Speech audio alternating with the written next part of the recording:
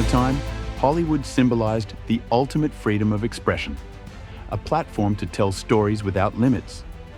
But today, this beacon of creativity is caught in the grip of something far more complex: Chinese censorship.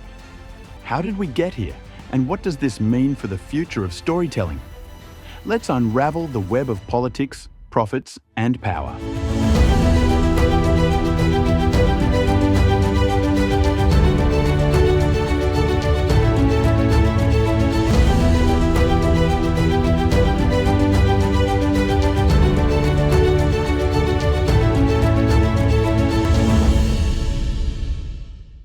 In the mid-20th century, Hollywood reigned supreme. The world's biggest stars, directors, and producers flocked to California, creating iconic films that transcended borders. During the Cold War, Hollywood was a key tool of soft power for the United States, promoting freedom, democracy, and the American way of life. Hollywood was unapologetically political, often creating films that pushed back against the ideologies of adversaries like the Soviet Union. It was bold, it was brash, and it didn't compromise.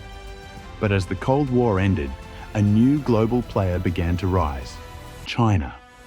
In the early 2000s, China's economic boom coincided with the growth of its film industry.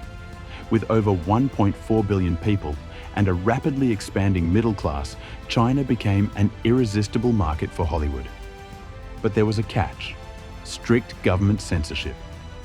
China's regulations allowed only a small number of foreign films to be shown each year.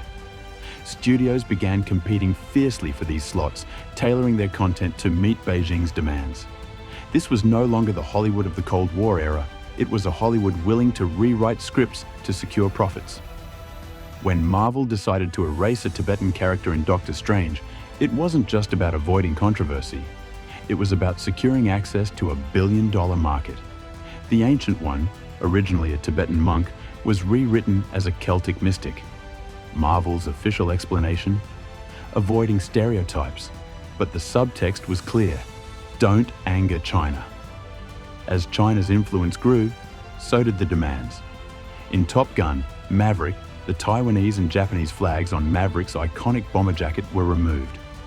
This was no accident. Hollywood was sending a message: profits over principles. But these edits weren't just about content, they were about control.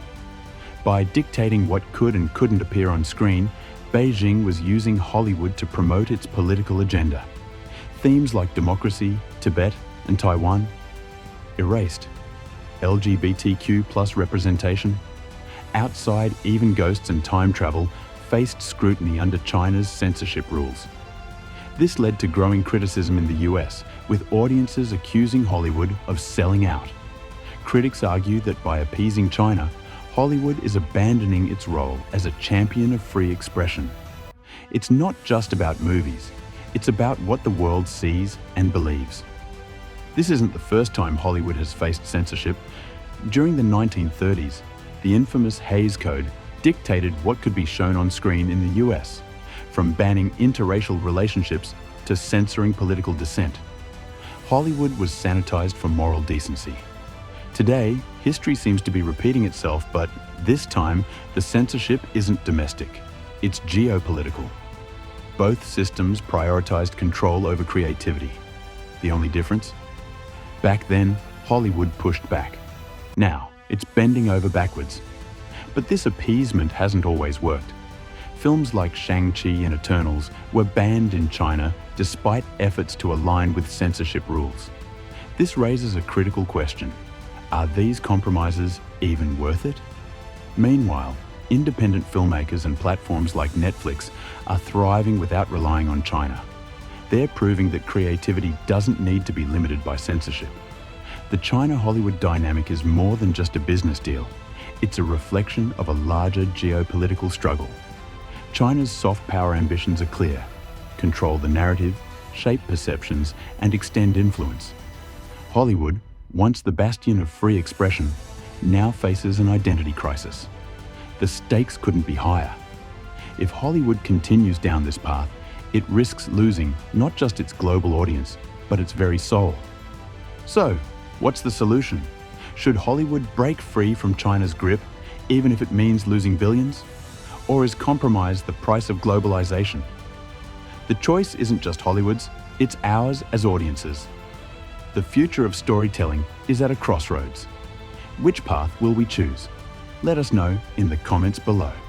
And as always, don't forget to like, subscribe, and stay tuned for more cutting-edge insights.